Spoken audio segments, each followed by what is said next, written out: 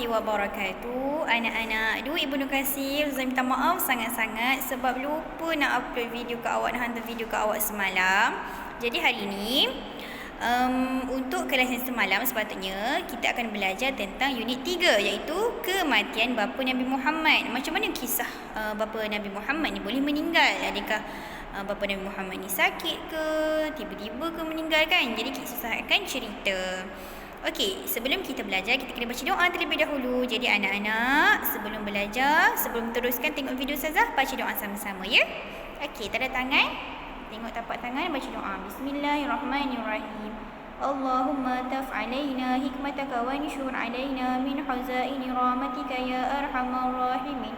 Rabbi shrah li sadri wa yassir li amri wahlul 'uqdatam min lisani yafqahu qawli.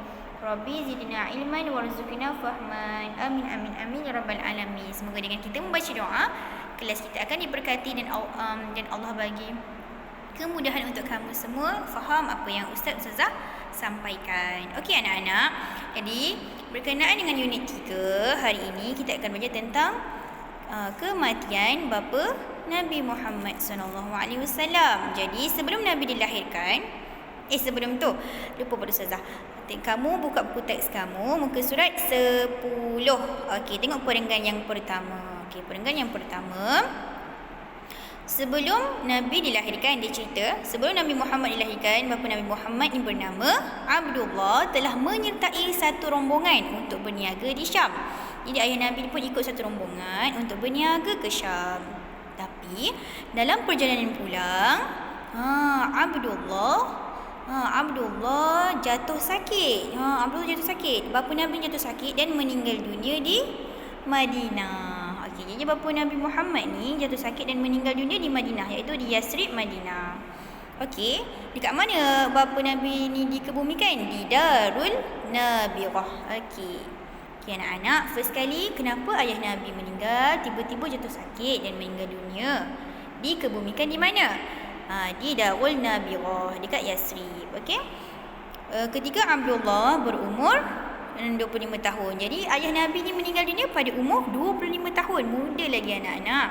Jadi ketika itu juga Nabi Muhammad SAW baru berumur 2 bulan di dalam kandungan ibunya.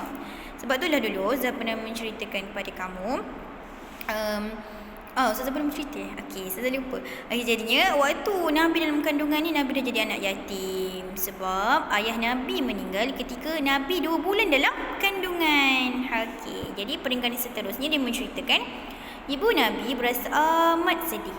Yelah, sebab bila contohnya kan, seorang ibu tu mengandung, tiba-tiba suami dia meninggal, mestilah dia sedih. Lepas tu sedih mendengar berita kematian Abdullah. Ibu Nabi sangat sedih. Begitu juga dengan Abdul Muttalib. Ayah atuk Nabi pun sedih sebab ayah Nabi meninggal. Seluruh kaum keluarga Abdullah berasa sedih kerana kehilangan orang yang tersayang. Seluruh keluarga mestilah bersedih sebabnya kehilangan orang yang mereka orang sayang. Okey. Seterusnya, perenggan bawah sekali muka surat 10. Abdullah meninggalkan 7 ekor unta, sekawan kambing dan seorang hamba perempuan bernama Barakah. Jadinya sebab tu Abdullah meninggal dunia ni, Abdullah ni telah tinggalkan 7 ekor unta. 7 ekor unta, sekawan kambing, maksudnya beberapa ekor kambing, dan seorang hamba perempuan yang bernama Barakah. Okey. Beliau juga dikenali dengan Ummu Aiman. Okey, Ummu Aiman ni adalah panggilan untuk Barakah itulah, seorang hamba perempuan yang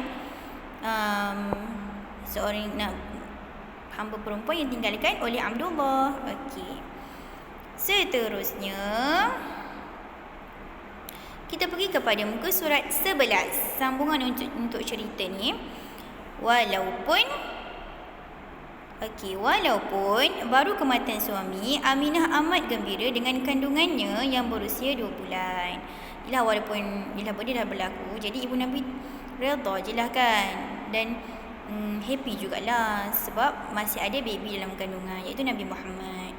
Aminah menjaga makan dan minumnya dengan baik untuk memastikan kandungannya sentiasa sihat. Jadi ibu Nabi ni makan je macam biasa untuk supaya Nabi Muhammad ni sihatlah dalam kandungan kan.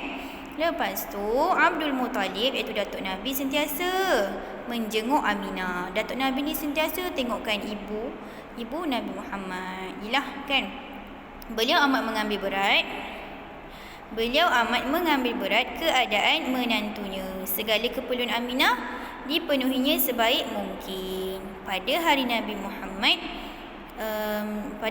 Muhammad sallallahu alaihi wasallam dilahirkan, Aminah bermimpi cahaya keluar daripada tubuhnya dan menerangi istana di Syam. Jadi pada hari Nabi Muhammad dilahirkan tu, Aminah ni ibu Nabi ni bermimpi ada cahaya keluar dari tubuhnya ataupun perutnya dan menerangi istana di Syam. Okey anak-anak, jadi itulah kisah untuk unit 3, iaitu macam mana bapa Nabi Muhammad meninggal dunia. Okey anak-anak, seterusnya kita pergi kepada latihan. Okey, kamu buka muka surat 13, salin latihan yang tu nombor 1 sampai 5 dan buat hantar pada ustazah. Soalannya yang pertama, bapa Nabi Muhammad bernama? Okey, siapa nama bapa Nabi Muhammad yang meninggal tu? Okey, kedua, apa pekerjaan bapa Nabi Muhammad? Dia cerita apa? Dia seorang peniaga. Ketiga, ibu Nabi Muhammad. Siapa nama ibu Nabi Muhammad? Tulis dekat nombor 3 tu. Dan nombor 4, tempat Abdullah meninggal dunia di mana? Di Darul Nabirah di Yasrib. Nombor 5, Abdullah berketurunan apa? Arab, Quraisy. Okey. Boleh tengok jawapan dekat sebelah bawah ni, kamu boleh cari jawapan ni. Dekat sini kamu boleh cari. Okey. Okay, anak-anak, itu sahaja untuk kelas sirah yang Ustazah terlupa semalam. Okey, Ustazah ganti dah hari ini. Minta maaf banyak. Semoga kita dapat berjumpa lagi dalam kelas yang seterusnya. Assalamualaikum.